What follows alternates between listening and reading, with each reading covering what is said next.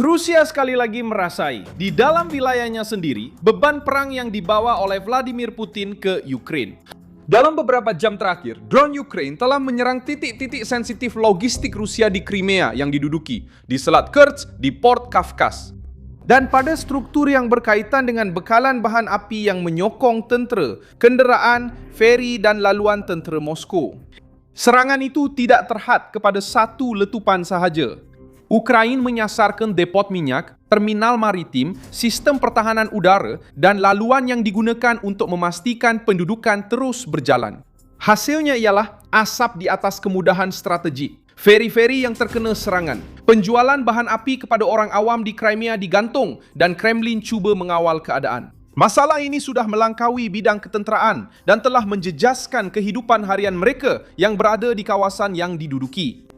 Zelensky menyebut serangan seperti ini sebagai sekatan jarak jauh, sementara Moskow pula cuba memadam kebakaran, mengalihkan lori-lori dan melindungi jambatan-jambatan yang kini telah menjadi sasaran tetap. Perang yang Putin bayangkan akan kekal jauh dari tanah air, kini kembali dalam bentuk tekanan harian terhadap kilang penapisan, gudang, radar, dan laluan bekalan.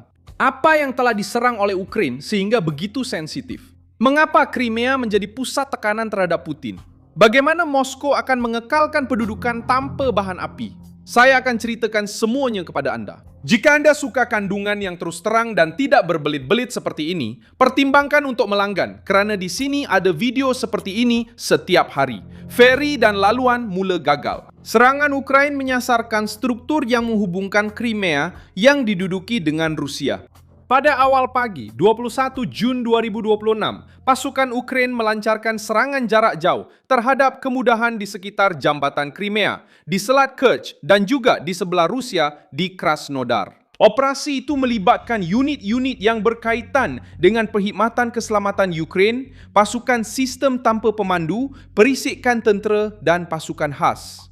Pemilihan sasaran menunjukkan bahawa Kiev tidak hanya bertujuan untuk mencipta impak visual. Matlamatnya adalah untuk memutuskan bekalan bahan api, melambatkan pengangkutan tentera dan memaksa Rusia membelanjakan lebih banyak sumber untuk mempertahankan wilayah yang telah menjadi simbol pendudukan. Di Kerch, drone telah menyerang tangki minyak di TES Terminal 1. Kemudahan ini terletak berhampiran jambatan Crimea. Dan ia mempunyai kaitan langsung dengan operasi feri yang menyeberang antara Crimea yang diduduki dan pihak Rusia. Apabila terminal seperti ini terbakar, bukan hanya gudang yang terbakar, ia adalah sistem pendudukan yang mula gagal. Kerana lori, kapal, feri, penjana, kenderaan dan unit tentera bergantung kepada aliran bahan api yang berterusan ini. Pelabuhan Kavkaz juga telah dimasukkan dalam senarai sasaran. Kawasan Chushka di Krasnodar telah diserang dan berlaku kebakaran pada struktur pemindahan minyak. Titik ini penting kerana ia berfungsi sebagai pintu bekalan untuk Crimea dan kawasan yang diduduki di selatan Ukraina. Rusia menggunakan laluan ini untuk menghantar bahan api dan peralatan ke arah semenanjung, terutamanya selepas laluan lain mula mengalami serangan dan sekatan. Apabila Ukraina menyerang kedua-dua belah selat, Kerch di satu sisi dan pelabuhan Kavkaz di sisi lain, Moskow kehilangan kelebihan logistik dan terpaksa bergantung kepada laluan yang lebih panjang, lebih terdedah dan lebih mahal. Feri-feri juga telah diserang. Feri Panaguia merupakan salah satu kapal yang disebut selepas serangan di persimpangan Kerch. Imej yang disahkan oleh penganalisis menunjukkan kebakaran sekurang-kurangnya 3 feri di kawasan tersebut. Ini memberi kesan besar kerana lori berat menghadapi sekatan di jambatan Crimea dan bergantung kepada penyeberangan ini untuk mengangkut kargo. Tanpa feri beroperasi seperti biasa, trafik perlu dialihkan ke laluan darat melalui koridor yang diduduki melalui kawasan seperti Mariupol, Melitopol dan Simferopol. Laluan lencongan ini menambah jarak, masa, penggunaan bahan api dan meningkatkan kerentanan terhadap serangan baharu dari Ukraina. Tindak balas di Crimea yang diduduki datang dengan cepat. Sergei Aksionov, ketua yang dilantik oleh Rusia di semenanjung itu, mengumumkan penggantungan penjualan bahan api kepada orang awam dan syarikat. Bekalan kini dikhaskan untuk agensi kerajaan dan perkhidmatan yang berkaitan dengan operasi serta keselamatan wilayah itu. Ini menunjukkan betapa besarnya masalah tersebut. Krisis bahan api juga telah menjejaskan aktiviti awam. Kem musim panas untuk kanak-kanak dan aktiviti pelancongan telah digantung sehingga September atas alasan keselamatan. Acara awam telah dibatalkan di beberapa bahagian Crimea dan terdapat laporan mengenai sekatan tenaga dan pencahayaan. Moskow cuba menunjukkan kawalan, tetapi siri langkah-langkah yang diambil menunjukkan rantau itu berada di bawah tekanan akibat kekurangan bahan api, ketakutan terhadap serangan baharu dan kesukaran untuk mengekalkan penampilan normal. Crimea, yang digunakan oleh Putin sebagai pameran politik sejak aneksasi, kini kelihatan sebagai titik lemah, mahal, dan semakin sukar untuk dipertahankan. Ukraina juga menyasarkan pertahanan udara Rusia. Pihak berkuasa tentera Ukraine melaporkan kerosakan pada 4 radar sistem S dan S-400 serta 2 sistem pansir di kawasan jambatan Crimea. Radar lain seperti Kasta 2E2 dan Nebu-U juga disebut antara sasaran. Bahagian ini sangat penting kerana pertahanan udara berfungsi sebagai perisai untuk depo, jambatan, pelabuhan dan jalan raya. Apabila Kiev mengenai radar dan sistem pemintasan, ia membuka jalan untuk gelombang baharu drone dan meningkatkan kos Rusia untuk melindungi setiap kilometer laluan. Masalah Vladimir Putin ialah Rusia perlu mempertahankan banyak lokasi pada masa yang sama. Loji penapisan, tangki bahan api, jambatan, terminal maritim, feri, bersama dengan kereta api, jalan raya dan radar telah menjadi sasaran. Untuk melindungi semuanya, Moskow perlu menggerakkan anggota, peluru, meriam anti pesawat, pasukan pemintas dan peralatan yang sepatutnya boleh digunakan di barisan hadapan lain. Di sinilah tekanan Ukraina semakin kuat. Zelensky telah meningkatkan nada dengan menyatakan bahawa perang perlu kembali ke wilayah pihak yang memulakan pencerobohan. Ayat itu menunjukkan logik kempen Ukraina. Rusia menyerang bandar-bandar Ukraina setiap hari. Jadi Kiev memutuskan untuk memperluaskan tindak balas terhadap infrastruktur yang menyokong perang itu. Mesej ini keras untuk Moskow. Jika Rusia berkeras untuk meneruskan perang, Ukraina akan cuba membawa kos tersebut ke dalam Rusia dan ke kawasan yang diduduki. Keupayaan Ukraina juga telah meningkat. Zelensky menyatakan bahawa drone-drone Ukraina yang baru telah pun menyerang infrastruktur penapisan minyak. Wilayah Chilmen lebih daripada 2,000 km jauhnya dan versi baharu mungkin boleh melebihi 3,000 km jarak capaian. Fakta ini mengubah persepsi terhadap konflik tersebut. Sebelum ini, Rusia bergantung kepada kedalaman wilayah sebagai pelindungan. Kini, kilang, loji penapisan dan depot yang jauh dari sempadan turut diambil kira dalam peniraan risiko. Moskow tidak lagi boleh hanya memandang kepada barisan hadapan sahaja.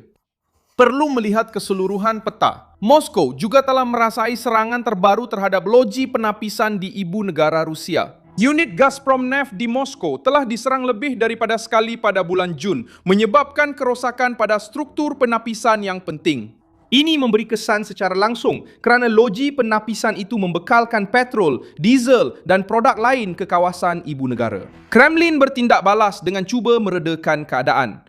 Juru cakap Dmitry Peskov berkata, kerajaan dan syarikat minyak sedang berusaha untuk menyelesaikan gangguan tersebut. Timbalan Perdana Menteri Alexander Novak juga telah bertemu dengan pihak berkuasa dan pengeluar untuk membincangkan kestabilan pasaran domestik. Walaupun begitu, angka-angka menunjukkan tekanan sebenar. Pengeluaran petrol Rusia telah menurun, kira-kira 25% berbanding dengan purata harian pada bulan Jun 2025.